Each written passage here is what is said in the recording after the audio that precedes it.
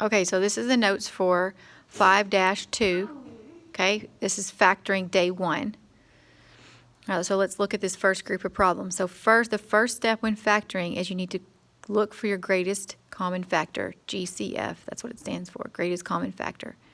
Okay, if the first term is negative, you want to factor out the -1.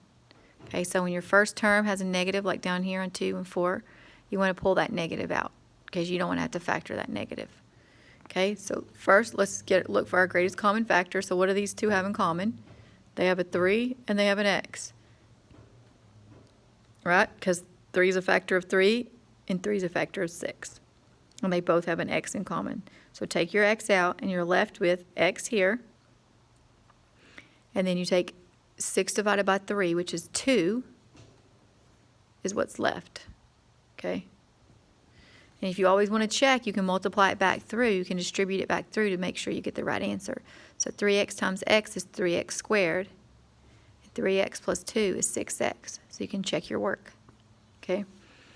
So let's look at number 2. So what does 25 and 30 have in common? A factor 5. Both have 5 in common. So you're left with, well, there's actually a 5y squared. Let me leave myself some room here. 5y squared, because you've got a y cubed and a y squared. So you're going to have what's left. 25 divided by 5, you've got 5 left. And you have 1y, because this is y squared, but this one's y cubed, so you have 1y left. Okay? Minus, and then what's 30 divided by 5? 6.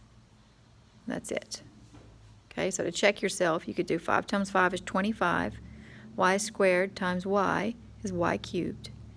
And then you're going to get negative 30y squared. So that checks, okay? So now let's look at number 3. What do these have in common? Well, they don't have an x in common because 8 doesn't have an x. So all they have in common is -2. Right? Take that negative sign out. So -6 divided by -2 is 3x cubed. You take -2 out of -4, and that gives you a positive 2x squared. And now you're going to take -2 out of 8, which is going to give you a -4. Okay? Just pulling out your greatest common factor and your negative. Okay, so this one, we need to take our negative out. What else do they have in common? Well, 11 is a prime number. There's only 11 and 1. It doesn't have any other factors. So there's nothing else to take out here besides -1. So you're just going to leave you with 6x squared minus 15x minus 11. Okay, so we just take out the -1, so it changes the signs. All right, so that's easy. All right, so now let's look. If there are only 2 terms, check for the difference of squares and factor like this. A squared minus b squared equals a plus b, parentheses a minus b. Okay, so look, this is your a squared and this is your b squared. Okay. So to figure out what this is, if you take the square root of 9, it will tell you what your b is. Okay? So you would write this like, just like in this form, your a is going to be x's, one's going to be a minus, and one's going to be a plus. And now your b, you need to take the square root of 9, which is 3, and that's what goes here. So 3 and 3. Okay? So now let's look at another one. Number 6. Let's do this one. You're going to have what's your a, this is your a squared, right? But what's the square root of 4? 2, right? So your a is going to be 2a, right? Right, because this is like putting a squared right here, okay, and b squared. So for your a squared, though, there's a number in front of it. You have to take the square root of it, just like we did the 9 over here. Okay, so take the square root of 4 and you're going to get 2. So these become 2x, both. And one's a minus and one's a plus, and your b squared is now your y squared, so it just becomes y. Okay, let's look at another one with some different numbers. So here you have 25x squared minus 49y squared.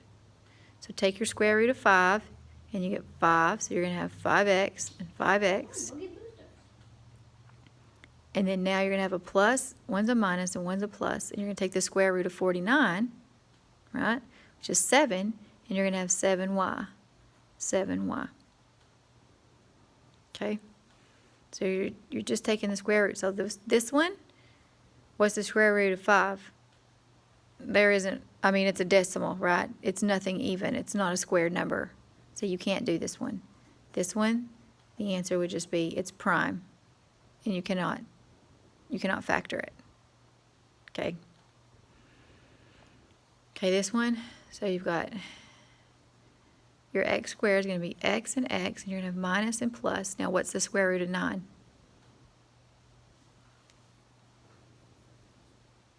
Well, it's 3, but what I'm just now noticing is, look, there's a plus here, and your formula has a minus.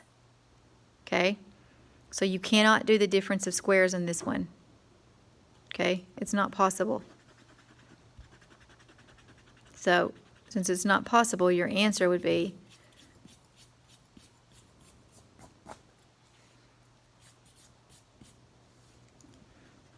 it doesn't factor. Okay?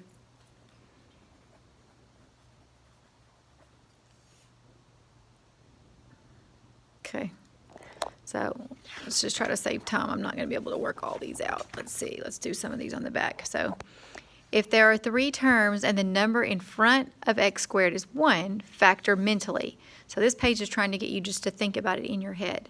Okay, so right here you would have x squared plus 15x plus 36.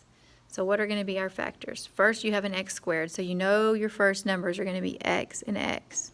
Okay. But now you have to think about what are your factors of 36 that when you add or subtract them, you get 15. So what I'm telling was the best thing to do is to list your factors out. 36 and 1, right? 18 and 2, 12 and 3, 9 and 4, and 6 and 6, right? So this is these all when they're multiplied together.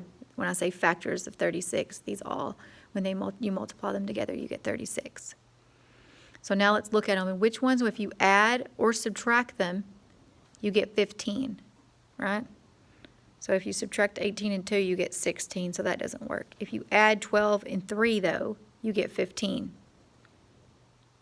Okay, so that's the only one that gives you if you add or subtract 15, to total 15, right? So that means it's got to be 12 and 3, and they're both pluses because you're adding both of them together, so that means they're both positive. Okay? So now let's look at this next one. We have x squared. We have 14. So you know you got x and x. Now let's see what are our factors of 14. You're going to have 14 and 1. You're going to have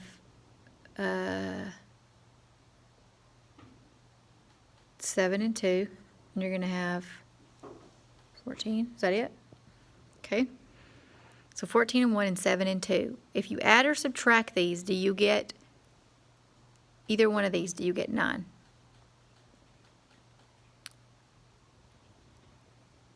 Yes. If you add 7 and 2, you get 9, right? Okay. So that means 7 and 2. But they're both going to be negative. And so they're both going to be minuses. And the way you know that is because it's a negative 9x. So when they add up, they have to total negative 9. So that means if you add both of these, they need to both be negative to make that negative 9. Okay. Okay, let's look at one more. So let's do this one. We're going to have x and x. What multiples of 22 when you add or subtract give you 9? So you have 22 and 1, and you're going to have 11 and 2, right? So 11 minus 2 gives you 9, right? A positive 9. So that's how you're going to do it. You're going to have positive 11, and you're going to have minus 2 is your negative, okay? That will equal out. All right, so now let's look at another one. So factor each of the following completely. 3x squared plus 24x plus 45.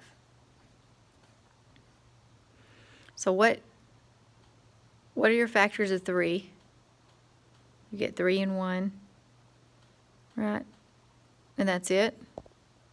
So you know it has to be 3x and x. There's no other options. But then on your 45, you need to get, this is where you probably might want to look at your box method.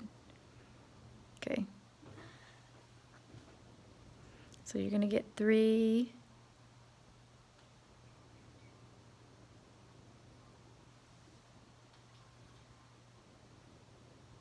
and you're going to get 45 here. Okay, this is supposed to be 3x squared. Okay, so 3x squared and 45, right? So if we wanted to cross multiply, we need to figure out what would we have. 3 times 45, which is, let's see, 12, 13, 135. Okay, so we need something that's going to multiply over here that's going to get us 135. But that's going to add up to 24. Okay. So what two numbers when we add we're going to get 24, but when we multiply we're going to get 135. Let's see. I'm trying to think of what my multiples of 135 are.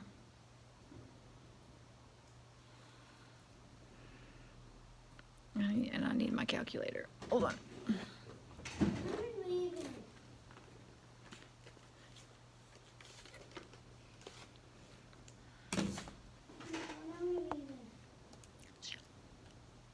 $135. So 135 divided by 3 is 45. So you have 45 and so your multiples of 135 are 45 and 3. Or, let's see, 35. So you get 27 and 5.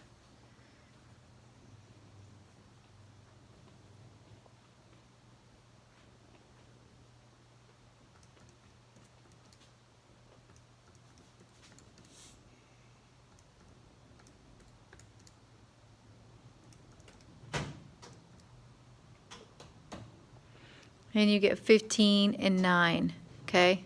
So that works, because 15 plus 9 equals 24, okay? And that's the number, that's the product that we're trying to get to is 24. So you need them to multiply to be 135, but you need them to add to 24, okay? So it's going to be 15 and 9. All right. So now you're going to have 15. So you're going to want to put your and they're both going to be positive, right? So you're going to have your 15 and I'm trying to think 15 and 9, 27, 45. No, I flipped them backwards. Should be the other way around. So 9 and 15. Okay, and they're both positive. All right.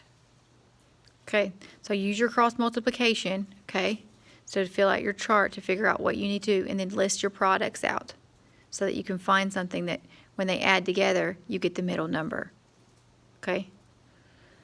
All right, well, it's almost 15 minutes, so go on ahead and work on their practice problems. If you have any questions, contact me.